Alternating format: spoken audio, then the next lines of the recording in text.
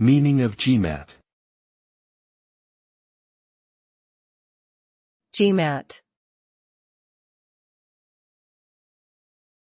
GMAT. GMAT. GMAT.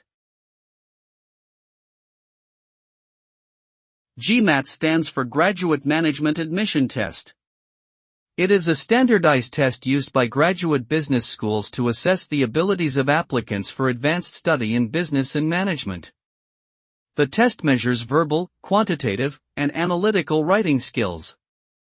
The GMAT exam is computer adaptive, meaning that the difficulty of the questions presented to the test taker is adjusted based on their performance.